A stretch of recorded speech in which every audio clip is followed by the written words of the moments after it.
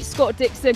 Scott, high temperatures have really been the storyline of the weekend so far, created some challenging course conditions, and fans will certainly enjoy the 15 degrees air temperature today. But what about the athletes? Well, it's pretty much summertime there. The bodies have adjusted to the winter conditions for the season so far and now have to calibrate to what is essentially now back to summer training in terms of that air temperature, except for the fact they're on snow. Well, we were looking at the temperatures in Lenzerheide, some days up to 12, but 15 is surely a high for what we've experienced this season so far on the IBU World Cup. So let's start by talking about the man who'll be leading out the race today, Emilien Jacquelin.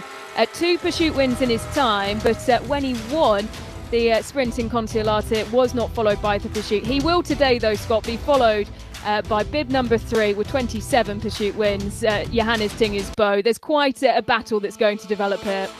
There is, and what's going to make it so exciting, as well as Tommaso Giacomelli joining that trio, I think that's one of the most interesting biathletes on the World Cup to watch is Jacquelin. He is unpredictable, he likes to play mind games, and utilises that psychological warfare in biathlon, which Martin Fourcade did so well. We know that they shared rooms together during this circuit, and so we can see that unfold today. I'm excited for it. Yeah, and one of the things that I love about watching Tommaso Giacomelli, who hasn't left the podium since the 19th of January on the World Cup circuit, now 4 back-to-back podiums for the young Italian, is he really embodies that. His tactical racing, the tactical nuance and nous that he has, he loves to stare other biathletes in the eyes and say, come on, let's go. I think we could be in for a really exciting pursuit today. It's so true, and it's such a good observation as well, with Giacomelli performing so well on the World Cup, and it's just been climbing, getting better and better as the trimesters goes by, as the events go by. So it's going to be a potential, well, we could be looking at a win for Giacomelli if the stars align on the shooting range, but also interesting, some of those big names further down. Yep, absolutely. So we have 15 athletes within a minute. We've obviously spoken about the top 3, Eric Perrault as well. He's never won a pursuit, but he finds himself only 23 seconds behind the start time of Emilien Jacquelin. Is there anyone else further down who you would quite like to see spring a surprise today, Scott? Well, I mean, this is not too audacious a guess, really, but Samuelsson, I think, could do something special. The big if, the poisonous if that we like to talk about, if he can shoot well, then of course he can climb up the order. He starts within a minute, 46 seconds off the lead, and he skied the 4th fastest ski time in the sprint, with 21.5 seconds behind Johannes Thingnes. Well, here is the man who will be getting us underway, Emilien Jacquelin, with a fist bump in the way of Tommaso Giacomelli, which is always good to see. As final preparations for the Italian, who has come so far this season, claiming his first individual world medal, of course, in Lenzerheide. Johannes Thingnes, 90 individual wins. Can he make it 91 today? We have been waiting for quite some time to see that number go up.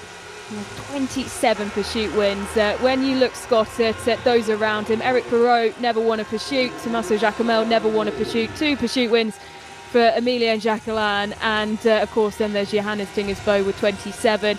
Down in 9th, we have to mention the blue bibber Campbell Wright, who is loving his airtime, and then Sturla Holmlegreid further back as well. What do you think the race tactics for those two will be today?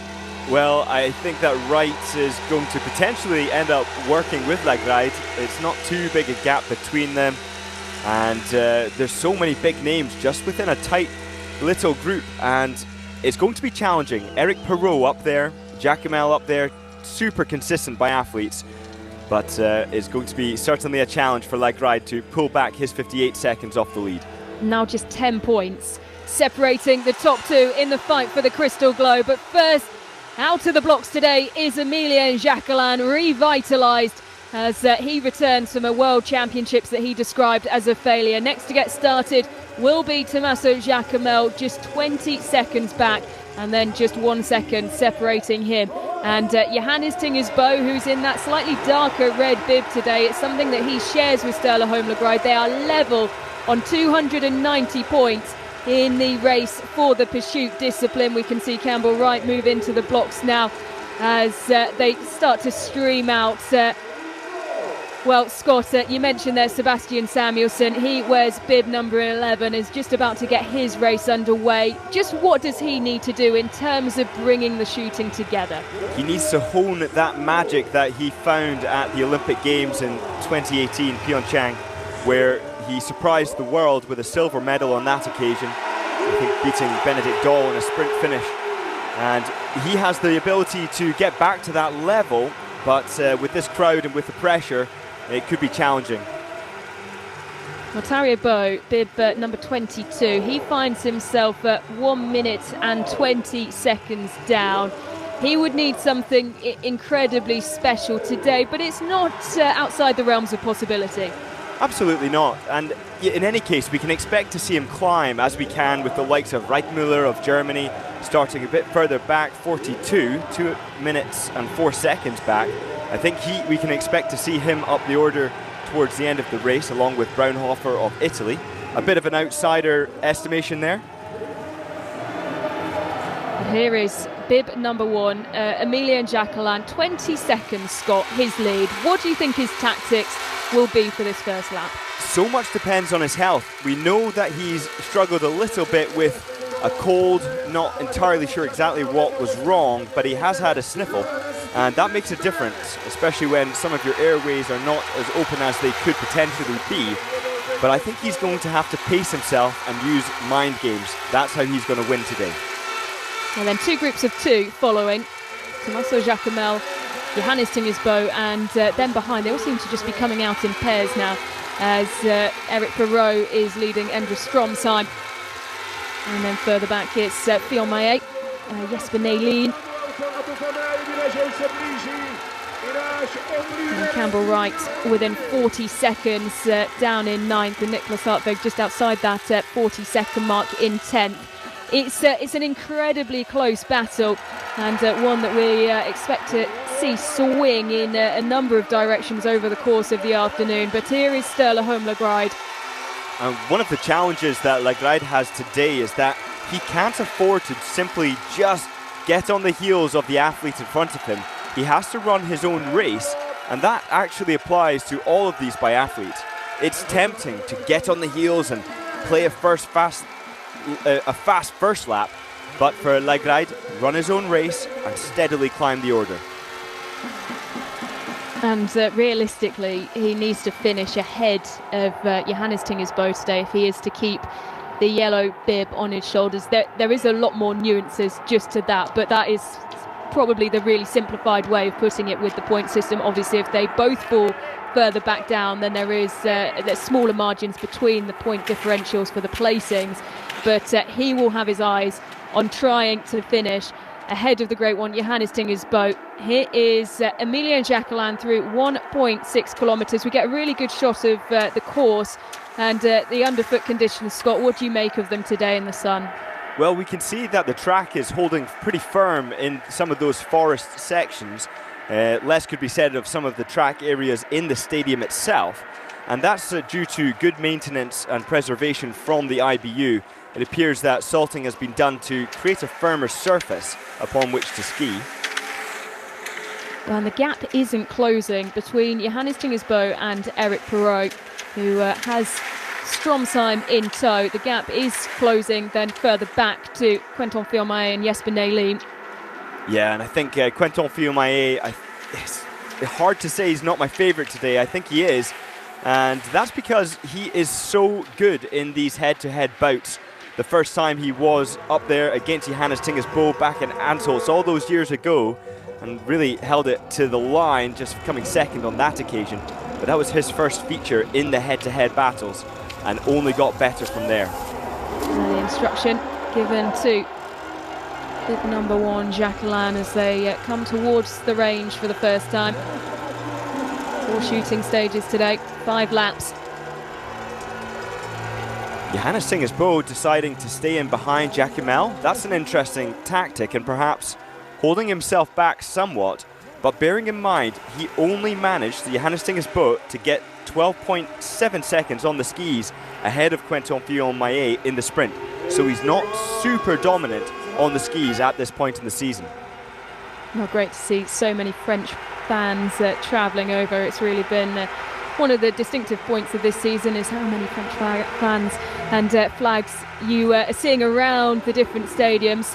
A quite still looking win flag there as our first biathlete comes in and will drop down on mat number 1. And now the big moment. We know that Emilien Jacquelin is a fantastic prone shooter, and the stand is where we can really expect to see him struggle.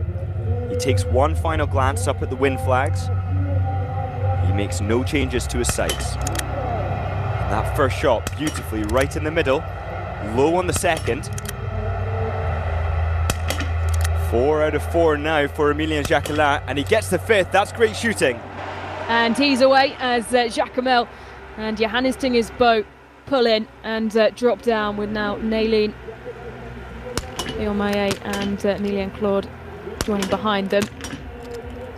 And almost at the same time, we've seen Johannes Thingnes and Jacquemel get the shots down, but Johannes Thingnes, he manages to go 5 out of 5, no errors there. On the other hand, Jacquemel with his miss in the middle, as Stromsheim of Norway misses the last shot. Perrault of France, he goes 5 for 5. Great start for the Frenchman. Sebastian Samuelsson as well, your early pick, Scott. He's gone 5 for 5, and plenty of red marks elsewhere, including 3. But Emilien Claude, that's not how he would have wanted his day to start at all. And now the chase group featuring 3 Norwegians. Miss for Vebjørn Sørlem. Stella Holmgard is 4 for 4, and that is now 5. And the yellow bib is away. Martin Uldal will be once around the penalty loop with Fabien Claude. Vyacheslav Hornig with 2 misses. Komats is away 5 for 5, as is Justus Strelo. Yeah, Strelo there, another one who could climb really well today in this race. He's skiing well, and it's just a case of whether the targets continue to go down. Easily said, harder done, as Navrat there goes clear, 5 for 5.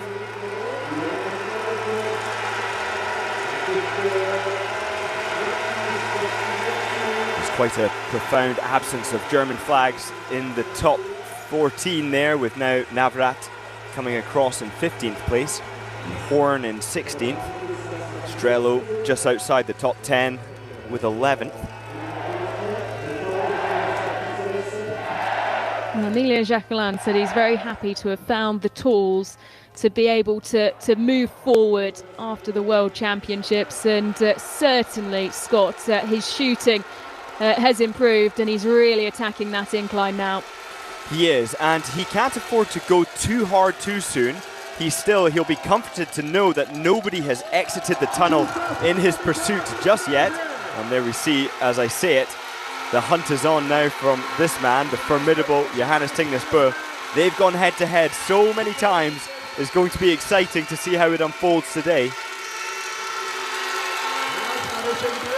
27 pursuit wins to his name. He is so formidable. And Sebastian Samuelsson doing really well already to climb as high as he has. And that's with my other favourite, Quentin Fillon-Maillet, falling down to 7th with his mistake. He's really struggled for podiums this season, has Sebastian Samuelsson, with his 2 visits this season coming in the sprint. How much of a mental barrier would this be knocked down if Sebastian Samuelsson can finish on the podium today? Well, it is a mental barrier. I think you're right, because he is up there in terms of ski speed, and consistently up there in terms of ski speed. I just think there's so many now who have just got that edge, with Perrault, with Jacquemel, with Stromsheim of Norway. There's just that many that his performance appears to be a little bit lower than it might, but perhaps he's actually just been on the same plateau for a couple of years. Still fantastic, but just being nudged out by the constant introduction of excelling biathletes up the top end. You make an excellent point there, and it's something we've spoken about over the last few weeks, and particularly through the World Championships. His shooting overall has improved by 1%. His ski speed has stayed the same, -4 in comparison to the rest of the average of the field, I should say. Standing has dropped very slightly, but only by 1%, and his prone has improved by 4%. So his stats on the whole are improving. It's just that the level of those around him as well is being dragged up too. And it's where are these athletes finding time? And the likes of Uldal of Norway, the young man, 23 years of age, he is so fast in the stand shooting, really following in the path of Johannes Thingnes.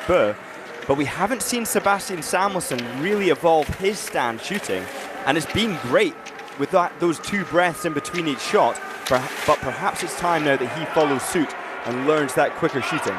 And this is a really fast lap so far from Sebastian Samuelsson, between 3.3 and 4.1 kilometres. He's lost or eaten 3 seconds into Emilien Jacquelin. And now the 4 of them now chasing with Lagride there with the distinctive bib. It's a good place to be as we see Quentin Fillon-Maillet just move to the side and say, okay, your turn to take the lead. And if they do alternate, they stand the chance of closing down those seconds just a little bit faster. Emilien Jacquelin pursued by Johannes Thingnes. And it will be the Frenchman who comes into the range first. Always great to see the New Zealand flag being flown there. And Campbell Wright will see it as he comes to the crest of this hill. It's Sebastian Samuelsson who is trying to get back on the heels of Johannes Thingnes. He's in such good form. Sebastian Samuelsson knows how to push in conditions like these. He trained under Wolfgang Pichler, the formidable but the legendary coach who really brought the Swedish team to success at the Pyeongchang Winter Olympics. Still a Holmgren trying to push the pace of the chasing pack as they come into the range. First into shooting too, though, is Emilien Jacquelin. The wind is rounds the corner. The wind is a light 5 kilometers, turning to 6 and back to 5. But it's consistent, the arrow there just on the left side of the screen indicating which direction it blows.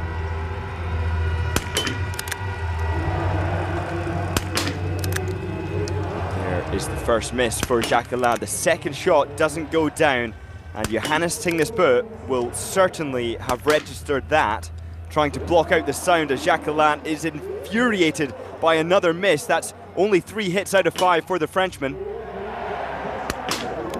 Miss for Johannes Thingnes though now. An opportunity for Samuelsson, as long as he doesn't realise that it's an opportunity. Perrault, so consistent, the French biathlete who's claimed a victory in 3 different disciplines on the World Cup. But lovely shooting there from Samuelsson. He goes 5 out of 5 and may just take the lead now at this point, as Jacquemel equally shooting well until that final shot. Perrault, he misses the last one, so this is looking very promising for the Swede. So Sebastian Samuelsson, first out of shooting 2. This is for Stromsheim, 1 for Campbell Wright. Sturla Holmgren has now gone clean, as has Quentin Fillon-Maillet. Nicholas Hartvig fighting his way up the order. And these conditions getting so slushy now in the stadium area.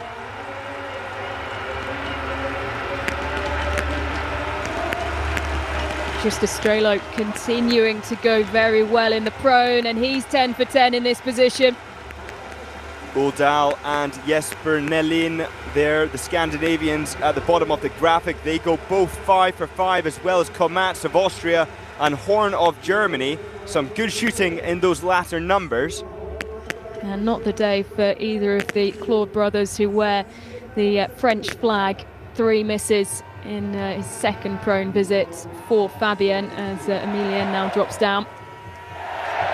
But this is exactly what you would have wanted to see, Scott, when you named Sebastian Samuelsson as one of your early favourites. Yeah, I didn't expect to see it this early. The dynamic has now changed from being the chaser to being the chased. And look at that focus and determination. I love the camera work here in Nove Mesto. There's a distinctive change with some of these beautiful low shots and zoomed in shots, and that just really showing those moments of professionalism when the biathletes get the rifle on their back fast. A reminder there of the men's World Cup total score and how it will change. That's live standings, and it will see the yellow bib go off the shoulders of Stella Holmlegreid and onto those of the man who's currently chasing and has just started this climb, Johannes Thingnes.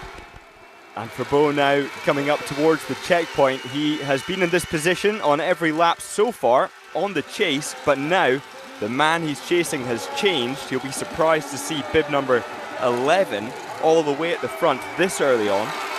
There is bib number 1 now, Emilien Jacquelin, who finds himself 19.8 seconds off the pace. And chasing behind him is Quentin Fillon-Maillet, of course, performed so well to secure 2 individual bronze medals at the World Championships. And behind him, Stella Holmlegreid, who is on a charge, shooting clean so far, and very much like Emilien Jacquelin, has intentions of rewriting the narrative after what was a disappointing World Championships. Campbell Wright holding 9th with 2 misses. Nicholas Hartwig, one of the big climbers through the top 10, is now up to 7th. Yeah, and Campbell Wright is skiing incredibly fast today. He's had 2 misses. He started behind Eric Perrault, and already he's on the heels of Perrault, just 2 seconds behind. So that's suggesting to me that Campbell Wright may be in such exceptional form that what we saw in the sprint, starting further back, could have been even greater for the American. Yeah, it's an excellent point, and it's something we spoke about in the sprint. He was given bib 51, one of the big losers in terms of the change of positioning, moving to the alternative start groups. And he seems to be performing really well in these conditions, managing them really well. And particularly as well, that being said, we know the USA is on the rise and they bring a good number of athletes over to the World Cup, but are still seen as one of the smaller nations, particularly in terms of their resourcing as well. So to do that, you do happen to think, where could he have been if he started a little bit earlier on in the sprint?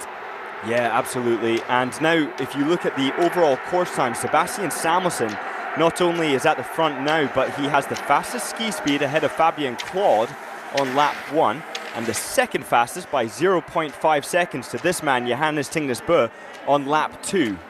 Johannes Thingnes, though, is closing the gap. It's only slight. He's now within 10 seconds of the Swede.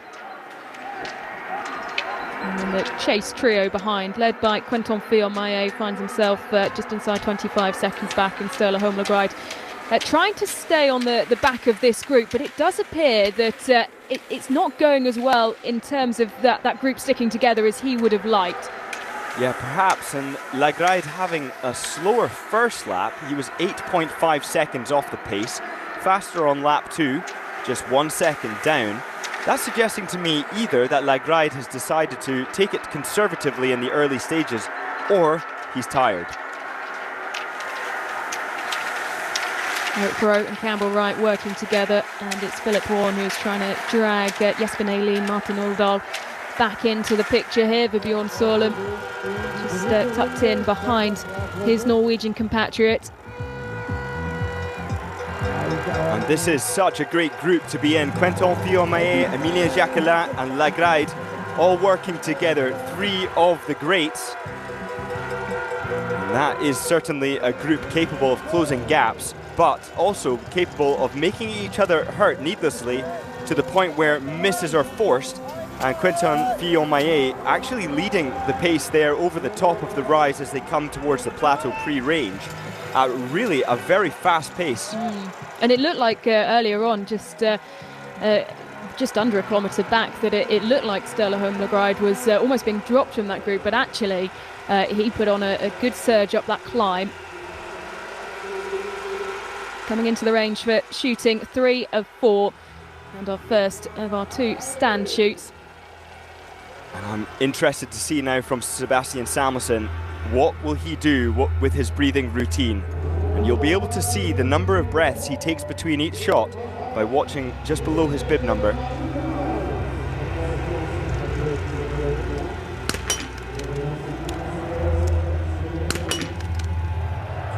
Two solid breaths there. Lovely rhythm from Samuelsson, and wow, it's 5 out of 5, 15 out of 15. So far, so good for the Swede. And he's setting a very high standard that at the moment Johannes Thingnes cannot follow. Once more around the penalty loop, Sebastian Samuelsson takes a look to the side. He knows what's just happened. Quentin Fillon-Maillet has dropped one as well. Sterling Holmgren has a miss. Emilien Jacquelin is back in the picture now, and he's 5 for 5. Wow, he is back, and Jacquemel also threatening to be back in the picture. And it's, wow, the order has really flipped and flipped again. That is fantastic. We're going to see Jacquelin getting back up there and threatening the Swede, but on his heels, Jacquemel, who's also in such great form right now.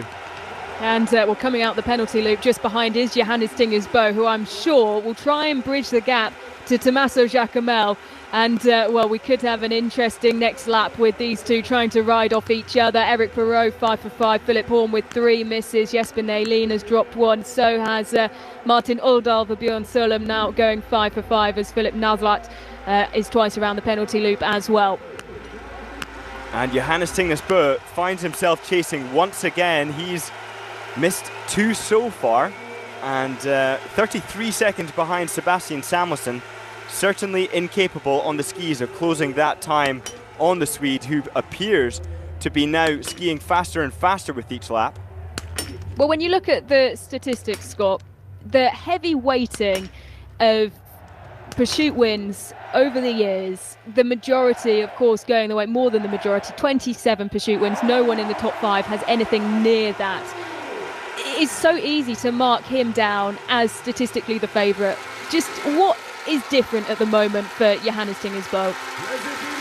When you know you're retiring, it changes the dynamic, and it can be different for everybody. We saw with Martin Fourcade when he announced his retirement on his final race.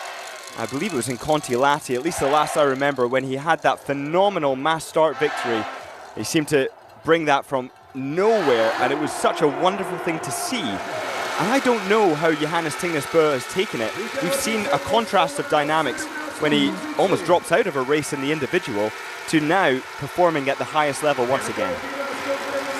It is really interesting, and see the sibling dynamics as well with how they announced the retirements, with Johannes is coming after that disappointment, of course, in that all-time low in the individual, and then Tallier's coming as he took a surprise win, but a well-deserved win in Antholz. And Fillon-Maillet, he put on a real surge on that 3rd lap, marking himself down as being the fastest, and not just that, but setting the 2nd fastest course time overall in this race so far, but paying the price for that surge.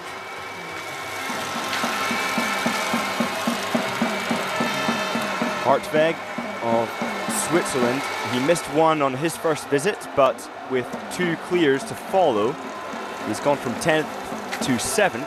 Lagride from 14th to 6th. Lagride really doing a fantastic job so far today. I don't know what to expect to come, especially given the fact that Quentin Fillon-Maillet is really hurting him on the tracks. But anything could change now for the Norwegian. Last visit for him.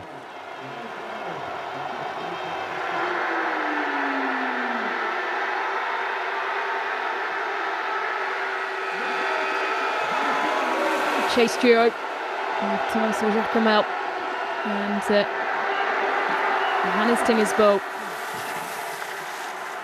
and up front at 9.1 kilometers, Sebastian Samuelsson. So far, so good. But the race is very much Sebastian Samuelsson's to lose. He's earned himself a massive gap up the front, and even 1 penalty loop is possible. But very often when we have that dynamic, we can see it all tumble down. Emilien Jacquelin really struggling after leaving shooting 3. Dropping back from 22 seconds behind Sebastian Samuelsson. He then fell even further at the last time check, and that gap is getting bigger and bigger. It's now 38 seconds that he is behind the Swede, and at risk of being caught by his compatriot behind. Again, these amazing camera angles just showing the drama and dynamic energy these biathletes put into absolutely every pole plant. And under these conditions, when it's slow underfoot, it's so important to really work hard with a high frequency to combat the resistance, essentially, under ski. So coming into the range for the final time, Sebastian Samuelsson. He has never won a pursuit shooting clean.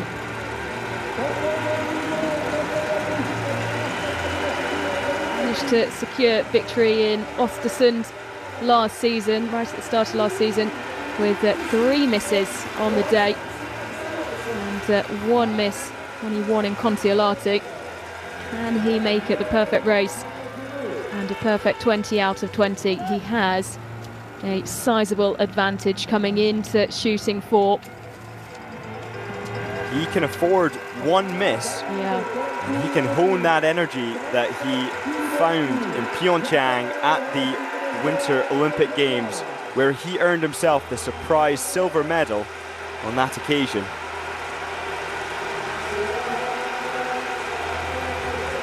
"15 out of 15 so far for Sebastian Samuelsson. Looking for his first win of the season and his first podium in a 4 shooting stage race.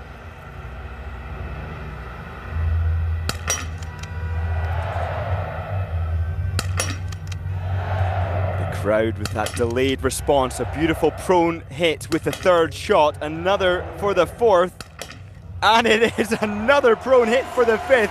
What a wonderful performance from Sebastian Samuelsson.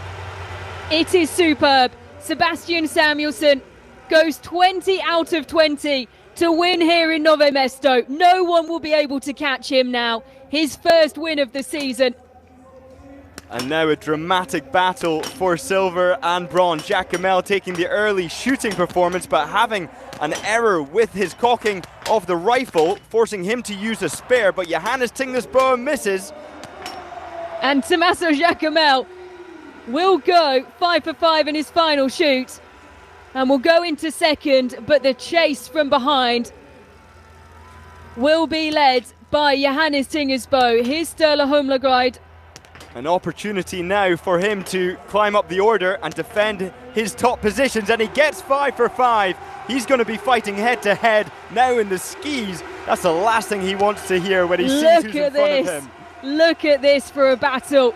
Johannes Thingnes coming out just ahead of Quentin Fillon-Maillet and Sturla Humlegård. You could not write this ski battle, and Johannes Thingnes with just a couple meters ahead of Quentin Fillon-Maillet, who's in fantastic form right now, is going to be trying to prevent those two chasing biathletes from closing that gap. But a perfect race for Sebastian Samuelsson. 20 out of 20. He knows what he's just done. He's never won a pursuit with a perfect shooting record until today.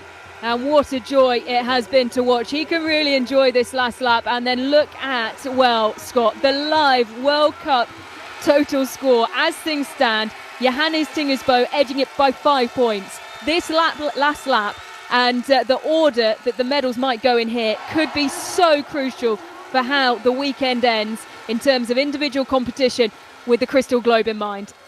And once again, your statistic from earlier, Jacquemel, he's been on the podium for a long time now. You'll have to remind me exactly when. Every race on the World Cup since the 19th of January. Wow. Tommaso Jacquemel has ended on the podium. And I say this every week when Tommaso Jacquemel does well. The week before, he stood on the podium, at the top of the podium in the mass start in Ruhpolding. He posted that it's not a bad life, it's just a bad time, it's just a bad spell. And here he is, as one of the most consistent forces now on the World Cup since that point. It is so good to see the turnaround, and it appears that Johannes Thingnes has the advantage as he comes up this climb in the battle for 3rd place. Johannes is in great form, and he did indeed decide not to let Quentin Fillon-Maillet or Lagride close the gap ahead of him. He's charging ahead, and as a result is likely going to keep at bay Lagride in pursuit of those bibs. Yep, there was just 2 seconds separating Johannes Thingnes and Quentin Fillon-Maillet as they came out of shooting 4. That gap is now up to 5. So he's really turning the screw and the pace, and it seems the same is being used by Quentin Fillon-Maillet, who's appearing to drop Sturla Sturla Holmgren. I just think, Scott, today, Sturla Holmgren with one miss just hasn't looked as comfortable. I know he's come from a lot further back. He started bib 14, but he just hasn't had that edge about him that we're so used to seeing. Well, you can see that with his trajectory in terms of the lap-by-lap timings. It just gets slower and slower. He had the 10th fastest ski speed in the sprint. On lap 2 here, he had the 3rd fastest ski speed. That's after having the 19th in just lap 1. And then it went 6th fastest, 10th fastest. And I suspect it's going to get slower for Lagride for his final lap here at this pursuit competition. Through 11.6 kilometres. The finish line looming for Sebastian Samuelsson. Tommaso Giacomel on a charge though.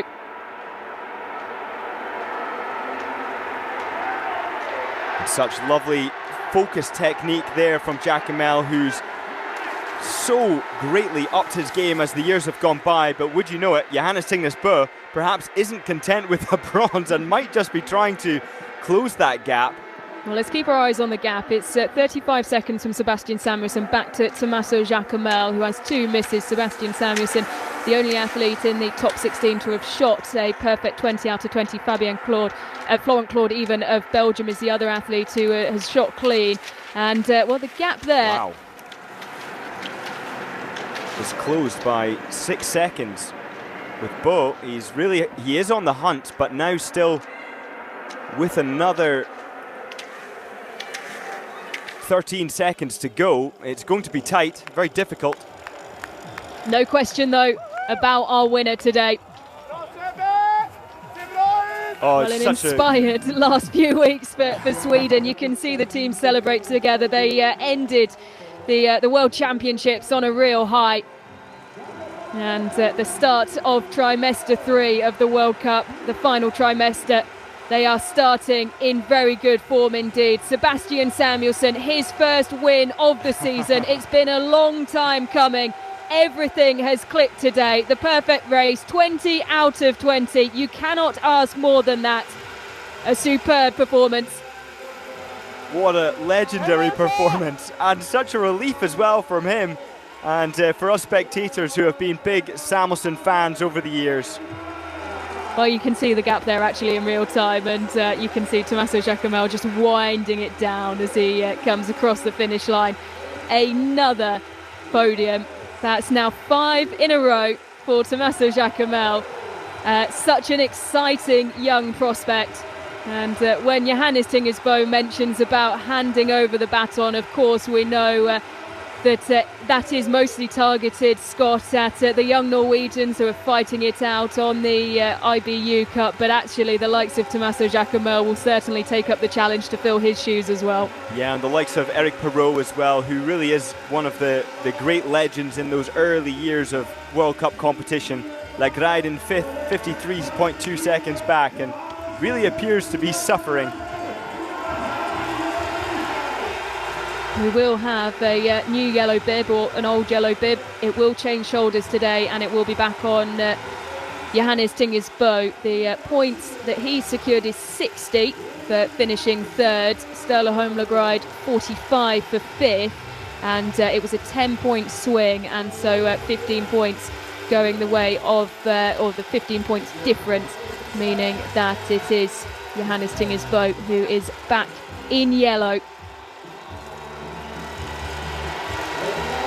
And always welcome home across the line by such a loud wall of noise now is Campbell Wright. Great performance, look at that. Oscar Lombardo of France stepping up. His 2nd race on the World Cup, the first of course being on Thursday. He climbed, Scott, from 18 up to 10th, and we were speaking off air about the young pool of talent coming through in France and this big team mentality. That is a very encouraging performance from the 24-year-old Frenchman. Another name that we can add to the French prospects, and it just keeps on coming, and you can expect that to be different next year. There's going to be other names that you haven't seen yet coming from the youth and junior, and we'll be featuring on the World Cup. Well, we talk about youth and junior. The best performer of the Claude trio today was the elder of the Claude brothers, Florent Claude shooting clean while his brothers between them, they dropped 10, 5 each. But all the luck going the way of the elder Claude brother representing Belgium, 20 out of 20. He finishes 16th. I have something of a sad statistic here that actually Lagride had the second fastest performance of the day in terms of just the pursuit time alone. So even though relatively on the ski speed on that last lap, it looked like he was just getting more exhausted, he was actually the second fastest where this the mass start.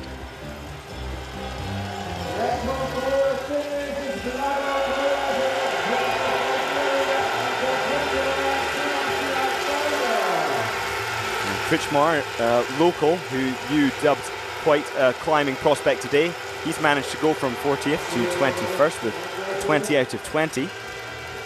Well, such a shame that the biathlon predictor, the IBU predictor challenge isn't happening anymore, because my top climber was, of course, as you said, Kretschmar, shooting clean on the day. We don't have many. Sebastian Stolder is another across the line in 29th, who shot 20 for 20. Campbell Wright consistent with one mistake on each visit to the range, finishing down in 9th, just ahead of Lombardo. You can't really be more consistent than that. Starting 9th, finishing 9th, dropping one at each visit. Eric Perrault, of course, just ahead of Oscar Lombardo, finishing in 11th after starting 4th. Not really the day for the French athletes. Quentin Firmet climbing from 7th up to 4th, and Emilien Jacquelin down from 1st to 8th. We spoke about this before coming on air, Scott. In terms of picking a team for the relay tomorrow, the final relay of the season, in terms of the split genders, before we of course have the mixed relays in Port-Luca. That French team is very hard to predict. I would be tempted, controversially, to see how Lombardo can get on in the relay. And I do think that would be so cool for the young Frenchman. But Jacquelin, I did also say, and I think he's such an enjoyable biathlete, such a nice guy, but with his penalty loops and some of the relays, I did say he needs to hit better than 8 out of 10 today for me to be comfortable putting him back in the relay. And some people will hear that and be somewhat shocked, especially after the victory in the sprint.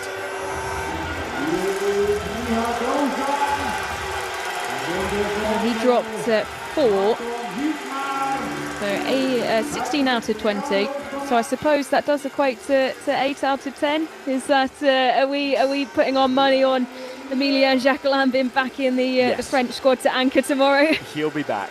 And you know, when you read out the quote from him, it was so sad that he, put him in such a dark place, because you don't notice that when these biathletes are excelling, and certainly they might say, well, relative to my potential or where I want to be, I'm not excelling, but the viewer, the spectator, might just not be aware, even the likes of Sebastian Samuelsson, that he's so capable of winning, and yet often just being back down a little bit further can be quite depressing for some of these biathletes who've been up there at the sharp end. Well, particularly when things might not be going the way in the individual events. Some of those who are in teams who are expected to compete for medals are competing for medals. We've seen it with Sweden this season, we've seen it with Norway, on both sides, but particularly the women's side of things, that actually being able to compete in the relay does bring a bit of light relief. Obviously, there is so much in terms of how many in the Nations Cup score as well. It is important, but it does bring a different air of working as a team and not just as an individual. And as you said with that quote, him saying that not being able to compete and win in the relay affected him a lot. It was the demand of Simon Fourcade for him to prove himself, and certainly with the sprint, you have to say he has done that. Has he done enough to secure his place back in the squad tomorrow? Only time will tell. Lucas Hofer with 7 misses on the day, a really challenging day for him across the line in 53rd, one of a number of athletes who would have wanted a whole lot more from today. And with the temperature being this hot, I'm surprised we didn't see more deciding to have a drink today. perhaps they did off screen, but you need to stay hydrated, and your body is going to experience a shock to the system when you're at the maximum effort in conditions like these, and perhaps that's what happened to Jacquelin today, with overall the 25th fastest pursuit time of the day, really taking advantage of his lead from the sprint to maintain a top 10 position.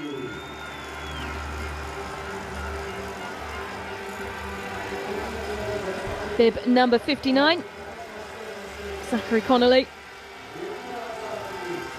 Across the line in 56, 5 misses on the day for the Canadian, and will be embraced there by his teammate as we see our final bibs and athletes come across the line. Well, certainly in terms of the drama that we expected from this pursuit being so tightly bunched at the top, it really delivered today, and a well and truly deserving winner in Sebastian Samuelsson. An audacious call, I might say. Do you know what? I did call you out off air, and I said that I didn't see it, but you were absolutely right, and I'm glad, Scott Dixon, that you stuck with your guns today, because it well and truly paid off. Yeah, and he's so good at the pursuit competitions, and that's when he really rose to fame and notoriety, and he may be answering questions about that right now in his interview. And just, I love the controlled manner of his shooting as the brass bounces off the top of the rifle. Total control today. Third pursuit win in the World Cup. His first win of the season. So regularly been absent from the podium, from the flower ceremony this season. Just twice he stepped on, both were in sprint races, and now he has his fourth shooting stage victory to boast.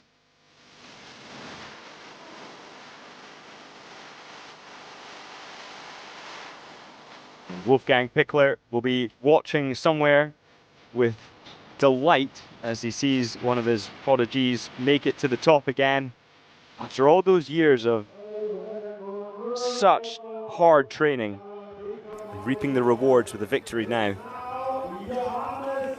Sebastian Samuelsson taking victory here in Nove Mesto. 10 places climbed, perfect shooting on the day, 20 out of 20. It really was a spectacular watch. Tommaso Giacomel continues his impeccable form on every podium since the 19th of January. Johannes Thingnes settling for another bronze medal owing to 3 misses. Quentin Fiormaillet just off the podium in 4th. Sturla Holmlagride down in 5th. Nicholas Hartvig making the flower ceremony. And well, all our focus has been on Sebastian Samuelsson, but Scott, you have to say, not a bad day in the office for Martin Ponsaloma. 4 misses, and certainly where in regards to his shooting and his skiing as well, things moving in the right direction. Not quite there yet for a flower ceremony, but plenty of encouragement once again to take for Martin Ponsaloma. He had his first sprint victory at the World Championships here in Nove Mesto some years ago. I don't have the exact date to recall, but he loves this course. It's certainly a unique place, and those who really enjoy the atmosphere and thrive off the atmosphere excel at an event like this.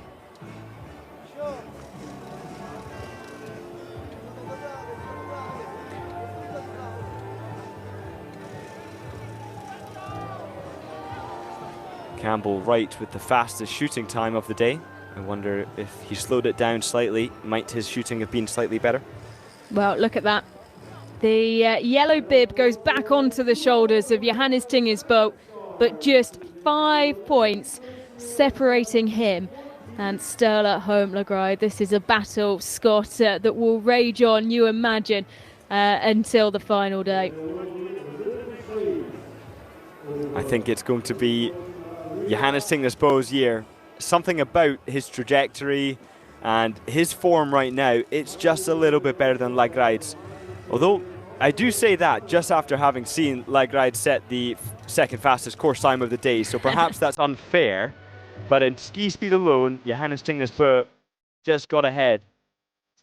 There was a brilliant video this week on the Biathlon World social media saying, with Stella Holmgren saying that he's overheard that Johannes Thingnes' son has said that he wants his dad to win the Crystal Globe at the end of the year. Oh. And we know how big a motivator that has been for Johannes Thingnes. So whether that is just adding a little bit of extra drive, as you said, particularly after announcing a retirement. You never know how the mentality of the athletes is going to go for the rest of the season after that. But certainly, if Johannes Thingnes' son is saying that he wants his dad to do it, you wouldn't bet against him, I'm sure. No.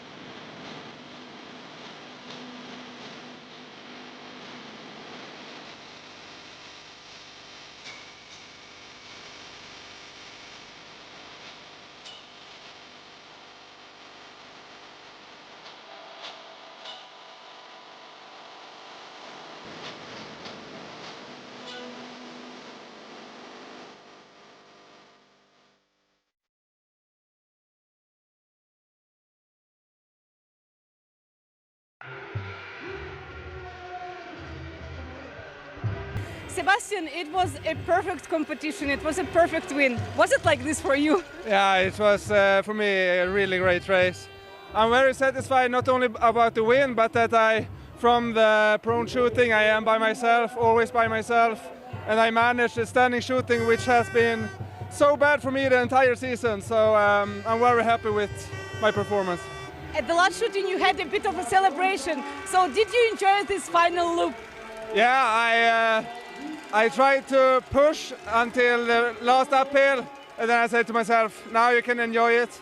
I felt so good on the skis. We had really good skis, and it was a perfect day. And to celebrate with this crowd was truly amazing. Congratulations again. Thank you.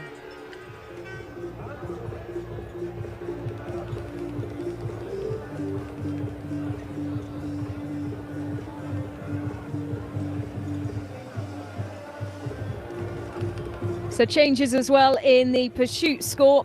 Johannes Thingnes now taking the red bib outright in this discipline. 15 points, of course, now separating him from Sturla Holmgren. Well, great to hear from Sebastian Samuelsson there, Scott, a former training partner of yours. I had the absolute luxury and privilege of being on some of the Swedish training camps in Ruhpolding and France, and this was pre-Pyeongchang, I used to do intervals with Sebastian Samuelsson. He was one of the slower athletes and youngest on the team, and so was put with me, who had to go on much faster wheels, and that was to finish within a minute of him come the the end of those intervals. So we've had from you a lap with Ole-Einar Bjørndalen, where you thought the crowd were applauding you.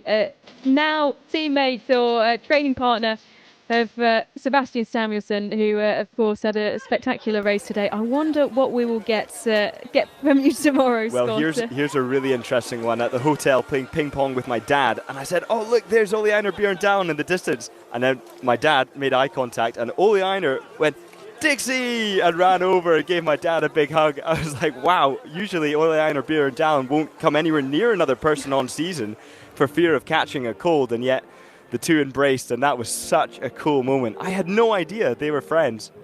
Didn't join you for a game of ping pong? Oh no, he was onto bigger and better things, probably winning World Cups. Well, that is a brilliant story. Of course, plenty more action to come here in Nove Mesto today. We are just waiting on the flower ceremony for the men's 12.5 kilometre pursuit, and later on this afternoon the women's 10k pursuit. Well, the last few moments that Stella Holmlegård will have that split yellow and red bib on his shoulders, with it shortly to be transferred to the man who's just pulled up alongside him, Johannes Thingnes.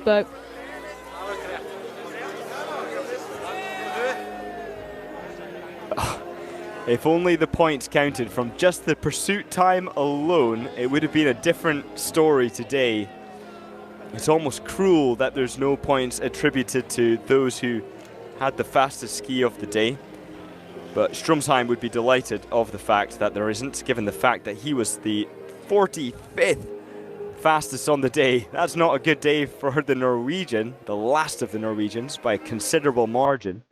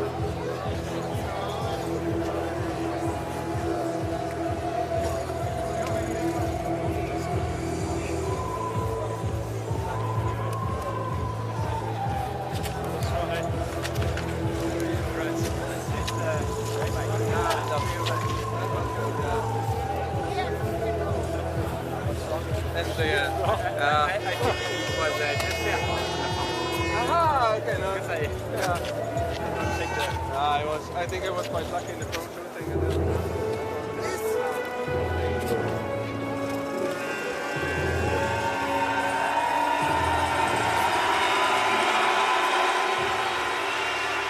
Well, the discussion between Sebastian Samuelsson and Quentin Philmayer about the various shooting stages and Sebastian Samuelsson's performance interrupted as they're called out for the podium. A big smile on the face of Quentin Philmayer alongside Sebastian Samuelsson, one of the climbers today, from 7th into 4th, with those behind him as well climbing up. Stella Holmlegård jumping 9 places and Niklas Hartweg 4.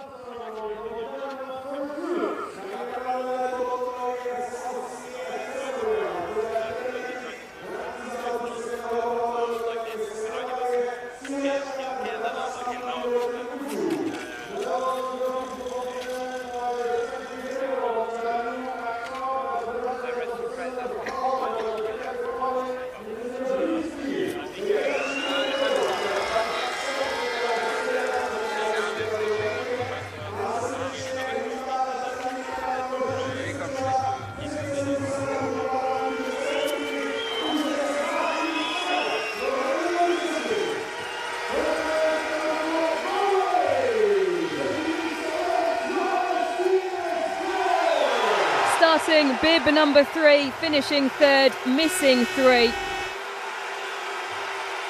Johannes Thingnes soaks up the atmosphere and steps onto the podium here in Nove Mesto once again.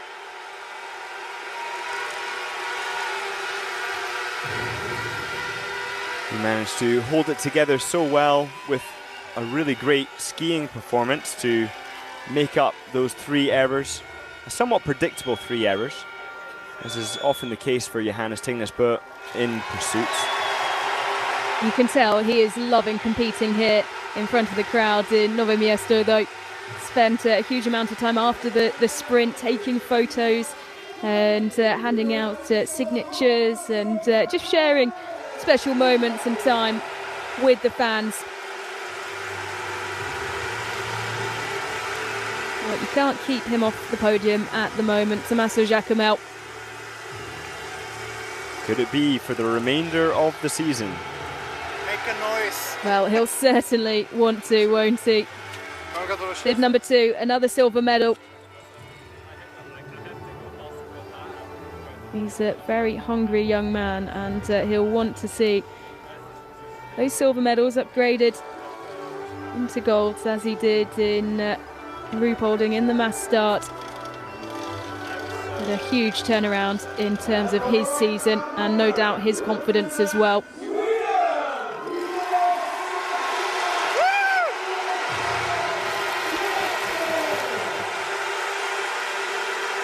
The perfect race for Sebastian Samuelsson to take gold, 20 out of 20.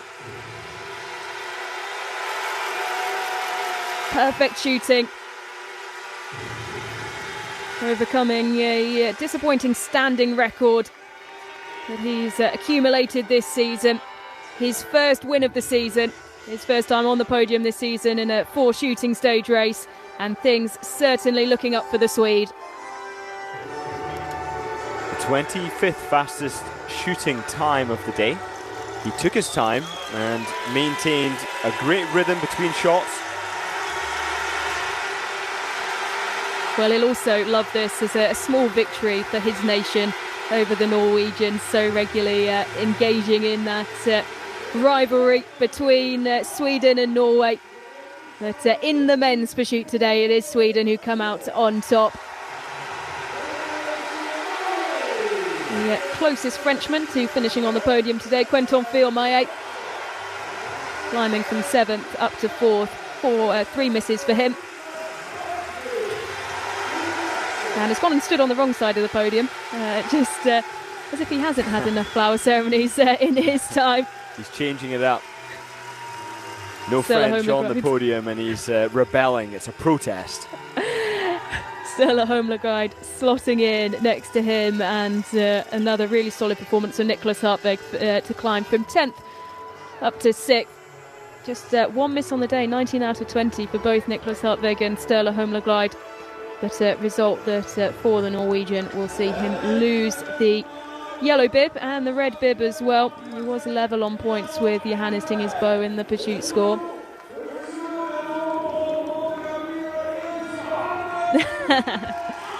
And jokingly, Stella Holmlegård covers his eyes as the yellow bib handed over to Johannes Thingnes.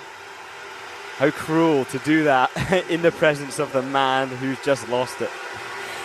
Well, there's so much lightheartedness between those two, isn't there, and humour. He, I'm sure, will not mind losing it too much when it is to an athlete of the calibre and the experience of Johannes Thingnes in his final season. And you can tell by the roar of the crowd just how loved he is here in Czechia.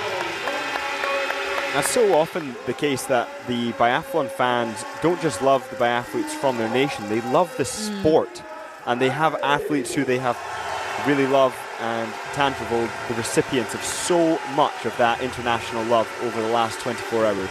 Absolutely, and well, that tees us up perfectly for our next race, the women's 10-kilometre pursuit, which will be led out by Ingrid Landmark-Tantravold for the first time this season after her incredible sprint win. That gets underway at 20 to 6 Central European time.